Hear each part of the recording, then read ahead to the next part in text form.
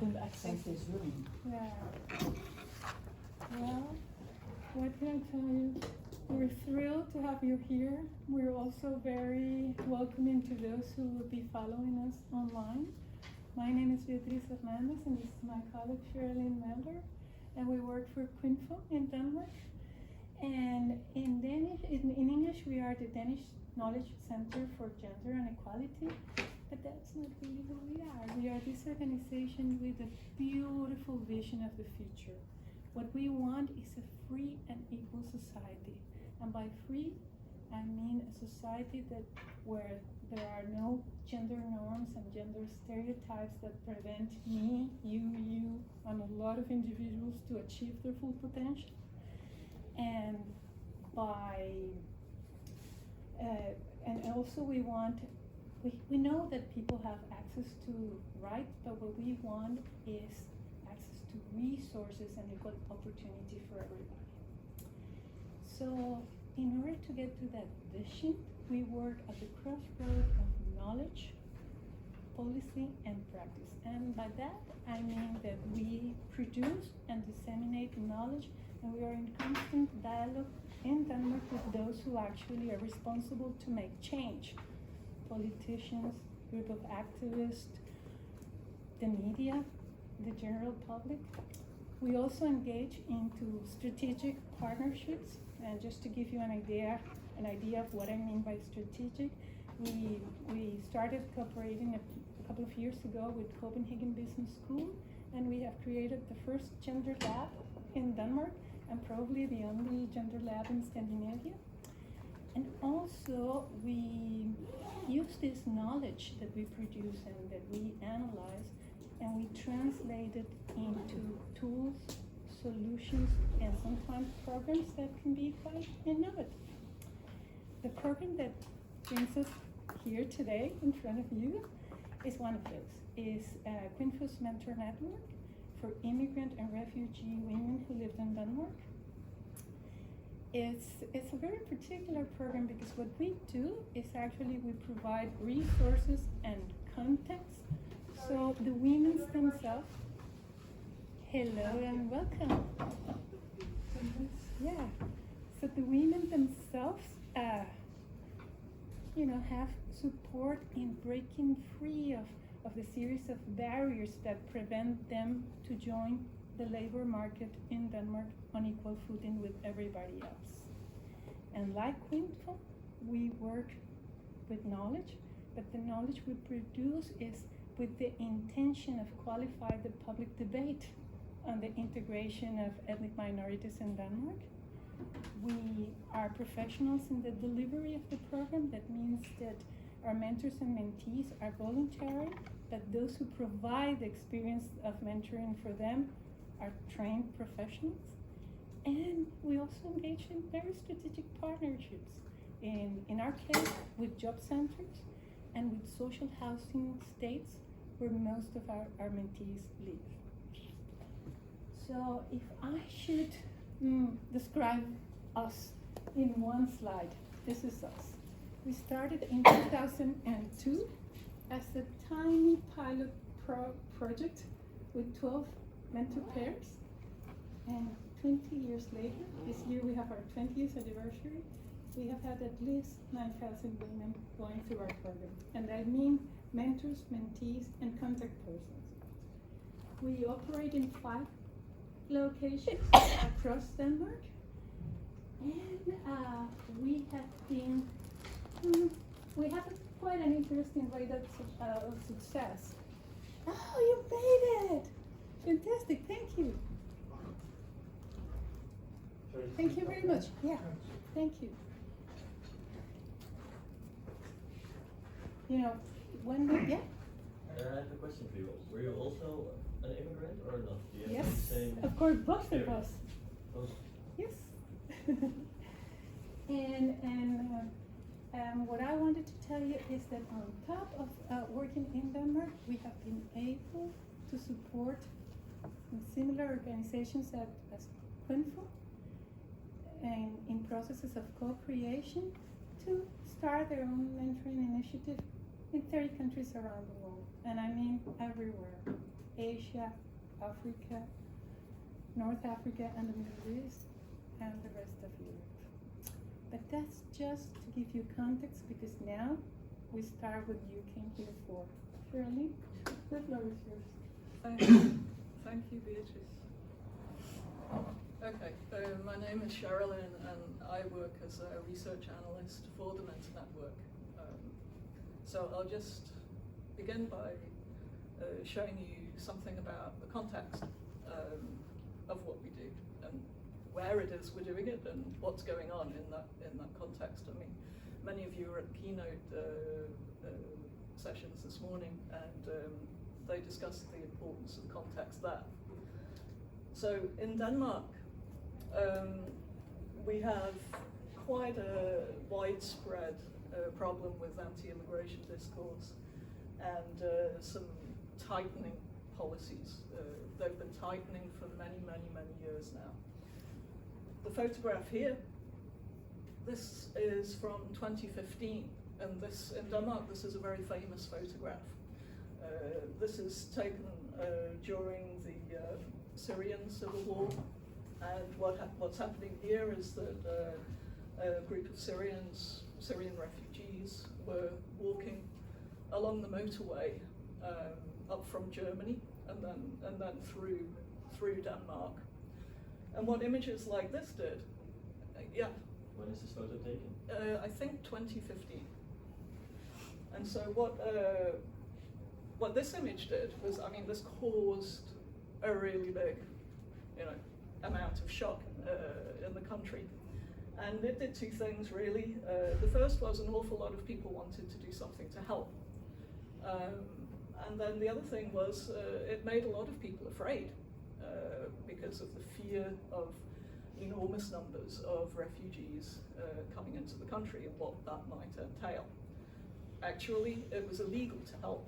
There were a number of people who took their cars down to the border to Germany to try to give people a lift to where it was they were trying to get to go, whether it was Copenhagen or towards the Swedish border. Many people were trying to make their way towards Sweden.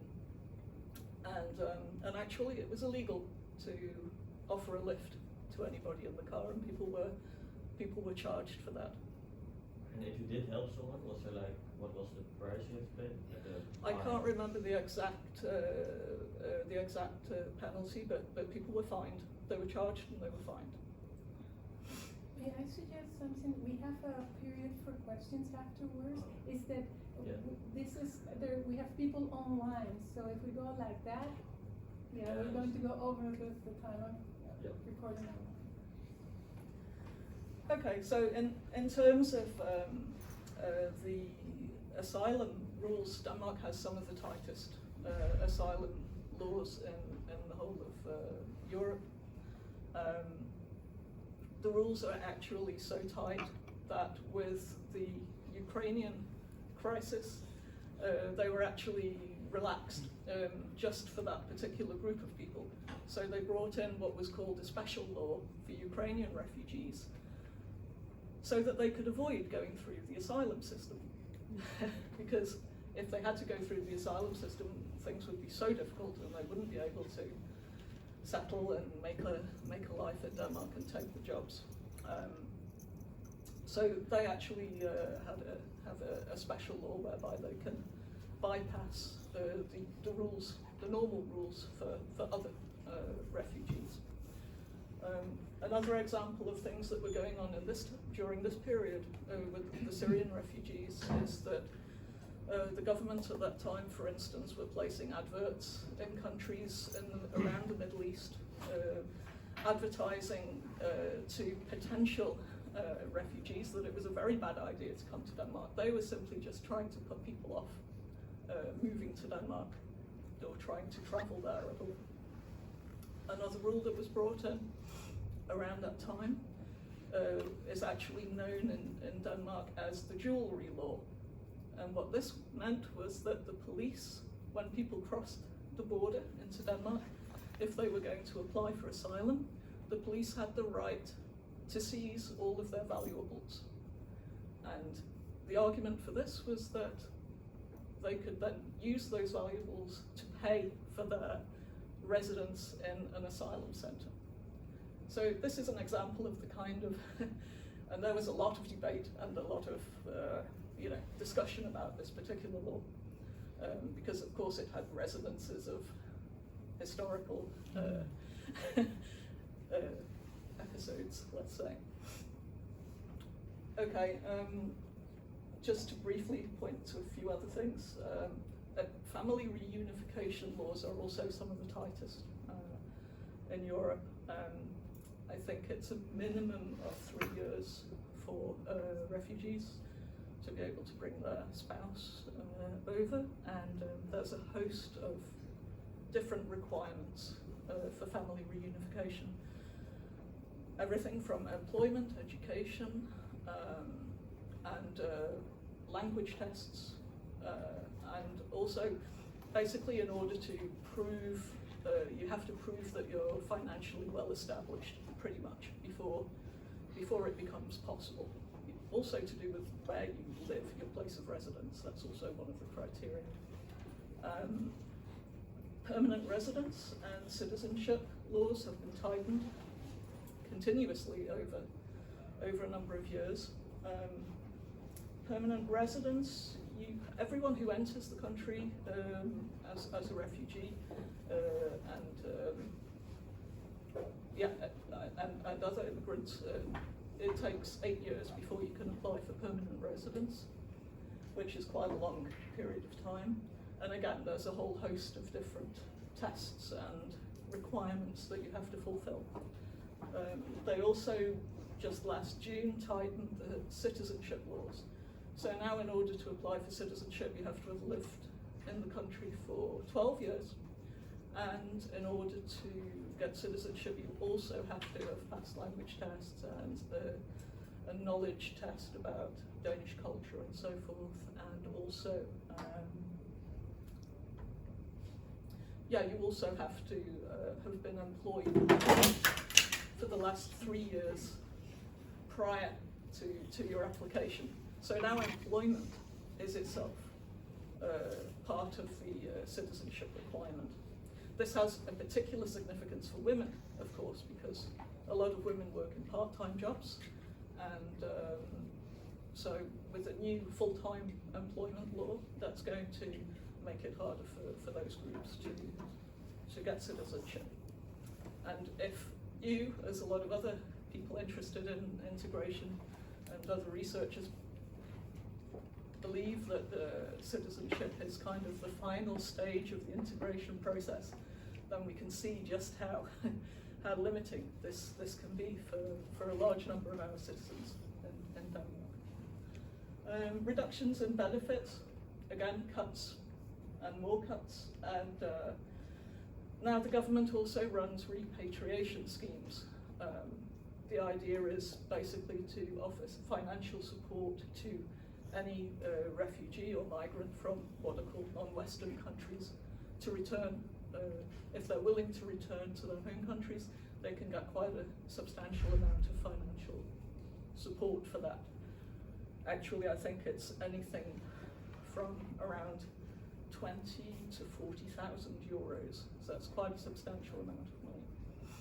Of course, in reality, it's probably less because again, it depends on the individual situation.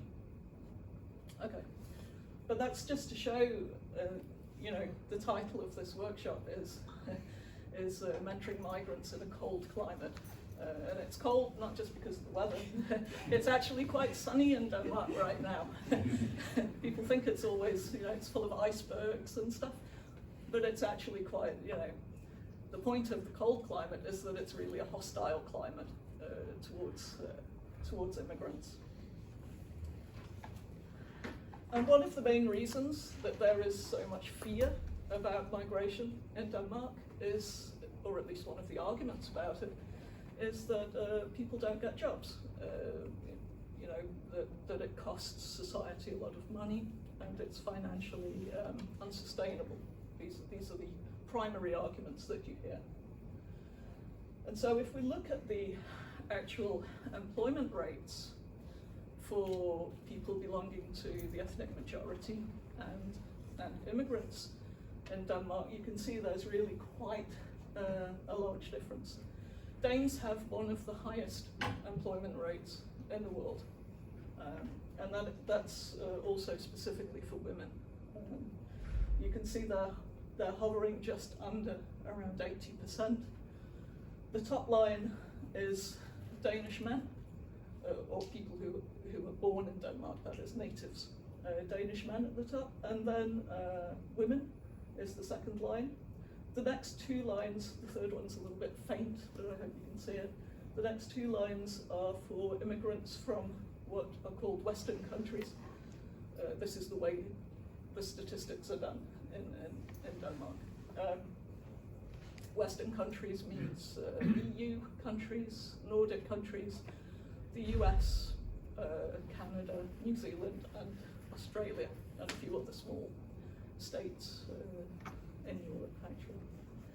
And you can see again, we've got a gender gap between the men on the top, that's the third line down, and the women, the line below that. And then the bottom two lines, that's the employment level for women and men from non-Western countries. Again, men have higher level of employment than women, and you can see that the gap between the genders actually increases from one group and then down to the next group. And so Danish women's, non-Western immigrant women's employment right now in Denmark is approximately 51% or something like that. It's actually been going up for quite some time, and that's despite the COVID crisis. But that's also because Denmark is right now in an economic upturn, and there's quite a demand for workforce at the moment. So if we kind of dig down a little bit into the differences here, because of course calling a group migrants from non-Western countries is a very broad concept.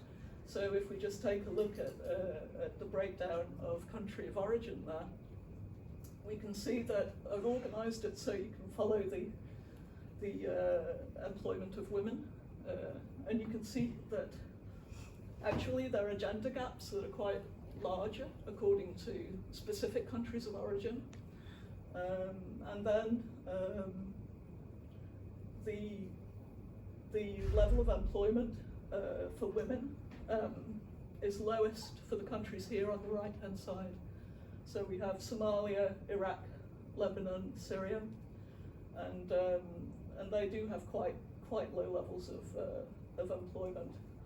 But there are also noticeably countries from which Denmark receives many refugees. Syria is very low, but again you have to bear in mind that Syrian refugees are a recent group in Denmark.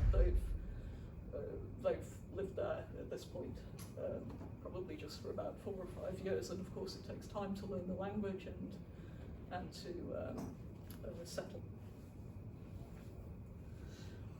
In terms of the kinds of jobs that people take, of course, women have a much lower attachment to the labour market. They're more often in low-paid jobs, lower in the professional status or hierarchy. They tend to be more often temporarily employed or on part-term contracts, and they tend to work in specific branches as well, in particular cleaning, hotel and restaurant branches, and also